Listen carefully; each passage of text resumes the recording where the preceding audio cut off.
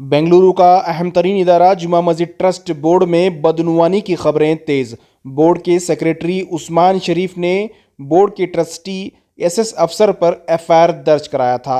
हाल ही में एक के बाद दीगर उन्होंने 2 एफआईआर दर्ज कराई हैं।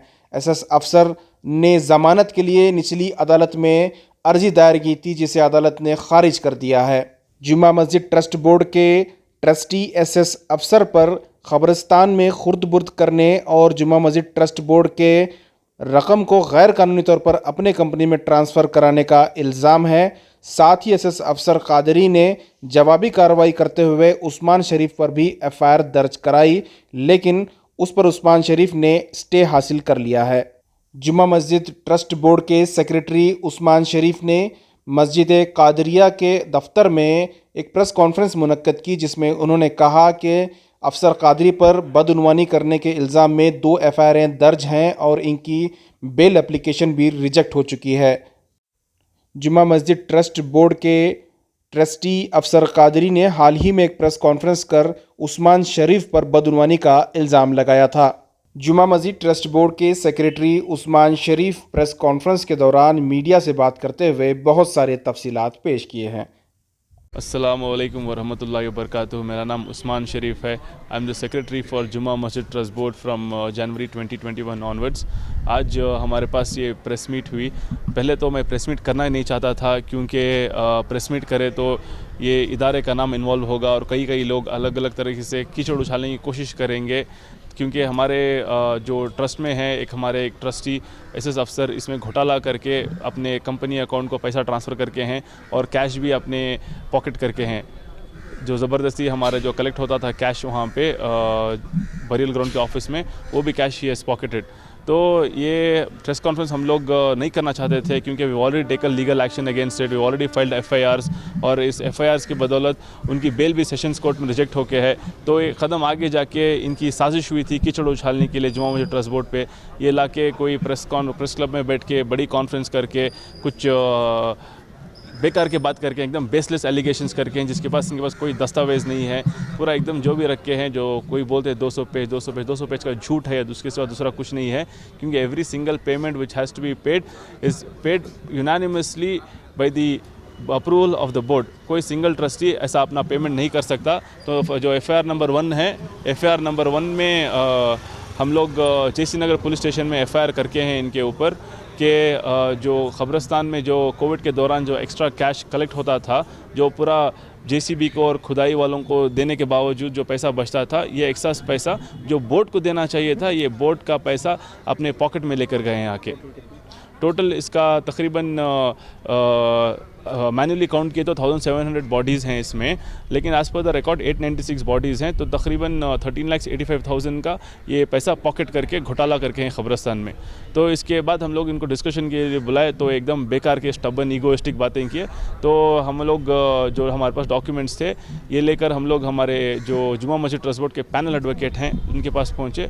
तो as per his advice we have filed the FIR for further investigation.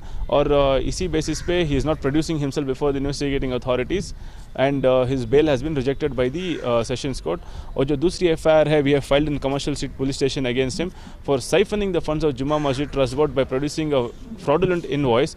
This was highlighted to us in our audit report submitted by our chartered accountant. तो इसमें दिखाया जाता है कि सीरियल नंबर 140 में एक अनऑथराइज्ड पेमेंट होके है। This payment finds no mention in any of our board resolution और मिनट्स ऑफ द मीटिंग। कोई भी हमारे बोर्ड रेजोल्यूशन या मिनट्स में मेंशन नहीं होके है कि इनकी जो सो कॉल्ड कंपनी है, सेल्फ क्रिएटेड कंपनी है, सेल्फ प्रोक्लेम्ड कंपनी है, नाहर टेक्नोलॉजीज प्राइवेट लिमिटेड को पेमेंट किया जाए। किधर भी इधर मेंशन नहीं होके है कि इनके कंपनी को पेमेंट करना है या इनके पेमेंट कंपनी को ऑर्डर देना है। 92,000 करंट है। हाँ, और उसके साथ साथ ये करके हैं। और जब हाईलाइट करके हमको हाईलाइट हुआ ये इशू, तो हम लोग चेक किए कौन सा इन्वॉइस है। जो इन्वॉइस है कि invoice itself is a bogus invoice. ऐसे नाम की कोई कंपनी ही नहीं है जो नाहर टेक्नोलॉजीज प्राइवेट लिमिटेड बोलते हैं। ये लिमिटेड कंपनी ना तो मिनिस्ट्री ऑफ कॉर्पोरेट अफेयर्स में है, ना तो रजिस्टर ऑफ कंपनीज़ में है, ना इनका कोई इनकॉर्पोरेशन सर्टिफिकेट है। ये एक बेनामी कंपनी, बेनामी भी नहीं बोला जा सकता, एक फ्रॉडुलेंट कंपनी का इन्वॉइस दे के मस्जिद का पैसा खा के है ये आदमी। और सेकेंड चीज़ आके एक वन ऑफ द टेनेंट्स हमारे सूर्य नारायण शेट्टी करके हैं, इनके ऑलरेडी टेनेंसी एक्सपायर हो गया 2018 में and it is a case of subleasing. ये किसी और को सबलीज करके पैसा एक्स्ट्रा खा के ये कर रहे थे। तो इनको नोटिस किया गया, नोटिस इशू किया गया इनको। तो इनको नोटिस इशू करने में डिस्कशंस में हम लोग, हमारा board in its all wisdom and knowledge decided in the month of February that we have to file an eviction suit against him और इनके पास रेंट कलेक्ट नहीं किया जाएगा। इसके बावजूद एसएस अफसर जो आदमी जो बोगस इनवॉइस देता है, अपने आप को एक फाइनेंशियल स्ट्रैटेजिस्ट बोलता है और बोगस इनवॉइस सबमिट करता है मस्जिद को, ये आदमी आकर he has misrepresented himself as a secretary, signed in the receipt vouchers और 90,000 से ज़्यादा उनके पास वसूल करके है। और आपके ऊपर जो एलिगेशन लगाए उसके बारे में क्या कहेंगे आप? मेरे पर जो एलिगेशंस लगा के हैं ये तो एकदम मैं समझता हूँ इनकी नासमझ है, इनके बचपना है जो ऐसे बेकार के एलिगेशंस करके है। एवरीथिंग इज़ बेसलेस और everything can be proved with documentary evidence. ये कोर्ट का दिस अफसर हैं फिलहाल, he is absconding and he is not producing himself before the law authorities for investigation और इनकी बेल भी सेशंस कोर्ट में रिजेक्ट होकर है फॉर द फॉलोइंग रीज़न। जो स्ट्रॉन्ग रीज़न है और जो जज का मैं जो साइटेशन कोट करता हूँ यहाँ पे, that the offence एलिज्ड against the petitioner here are under sections 403, 406, 409, 420, 427 IPC. Among these offences, the offence under 409 IPC is serious in nature. The gravity of offence is such that they would attract serious punishment. However, there is a specific allegation with regard to misappropriation of money and criminal breach of trust.